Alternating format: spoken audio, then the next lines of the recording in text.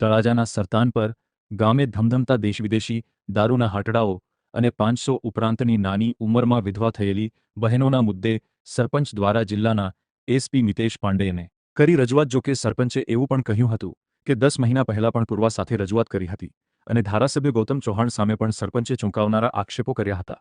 દારૂનું દૂષણ સરતાન પરમાંથી દૂર કરવા માંગ કરાઈ હતી. જી મારું નામ છે હરેશભાઈ બાબુભાઈ વેગર, તળાજા તાલુકાનો સરતાનપર ગામનો વ્યક્તિ, હું સરપંચ પોતે.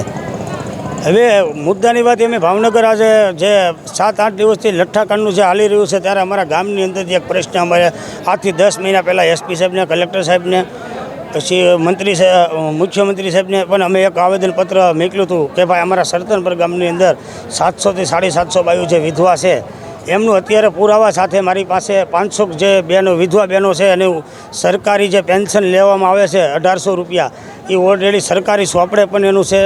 ત્યારે એવું બોલ્યા હતા કે નહીં એટલી બેનું વિધવા છે જ નહીં, પણ અત્યારે પુરાવા સાથે 500 જેટલી બાયુના પુરાવા છે મારી પાસે.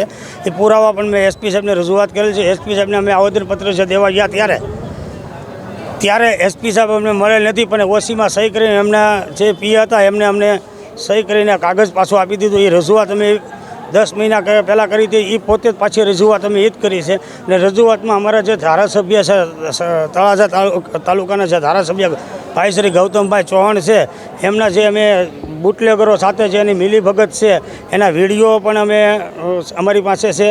અને એના દારૂના જે બુટલેગરો આરે એ મિટિંગો કરી રહ્યા છો એનું પણ અમારી પાસે ફોટોગ્રાફિક બધું છે.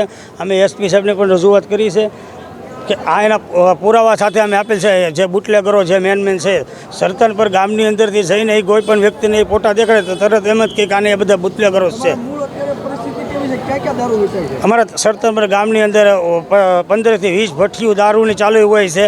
ચાલુ રહે દેશી દારૂ અને ઇંગ્લિશ તો 15 થી 20 જણા ઇંગ્લિશ દારૂ પણ વેચે છે, પણ આજ સુધી કોઈને પકડવામાં આવતા નથી.